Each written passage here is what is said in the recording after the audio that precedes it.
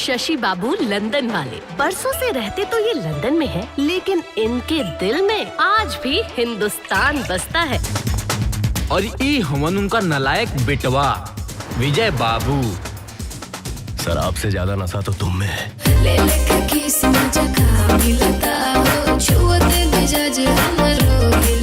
Eco कर्मिया ये हुकुल चालू कर देलस, ये हमरा से बर्दाश्त ना होई। चुमके उठ लिया तो लहगे की जान मीठा पान खैनी जी। शशि बाबू के एक ही गो अरमान बा कि बेटा के शादी में ऐसा धूमधाम से तड़का लगाए कि पूरा लंदन को हिंदुस्तान के रंग में रंग दे। Shut up, you idiot! You are a नौकर। जब दिल में ऐड कर लिया है तो अपनी फैमिली में भी ऐड कर लो। कैसने बीमारी दिहला सब नींद चैन ले लिहला रे पिया। बेसुध बेबस बेजान भइल हमर नब्ज नब्ज बेईमान भइल लागे भइनी रोगिया। मद मस्त मलंग भइल मन जोगिया। जिस व्यक्ति को मेरे बिजनेस की कदर नहीं है उसके लिए यहाँ पे कोई जगह नहीं है।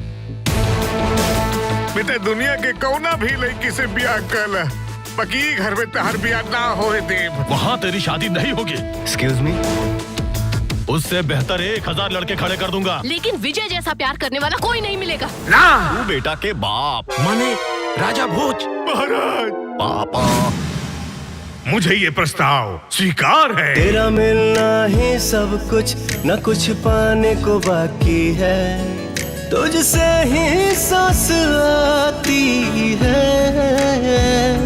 जीने के लिए तू काफी है। क्यों ना हम इनका मूड स्विच हो से पहले अपने बच्चों की एंगेजमेंट तय कर दे। तू काफी है। Welcome welcome. सज धज के जब पहिरेली हम ड्रेसी करिया। काहे रुक जाला हमरा पे बाबू तोहर नजरिया। पीछे पीछे हमरा के हाँ के करन समय बर्बादी। कजरा कतल करवाती, कजरा कतल करवाती। जी अजय के रोक लेना जी, रोक लेना अजय के। श्रीमती जी, हमनी के अरमान हमनी के साथ दफन हो जाए। संस्कारी बनने का ये झूठा नाटक क्यों? हम दोनों की शादी नहीं हो सकती है। आई एम सॉरी विजय। जिस बाप का तुझ जैसा औलाद हो ना, उसे यही सब कुछ सुनना पड़ेगा।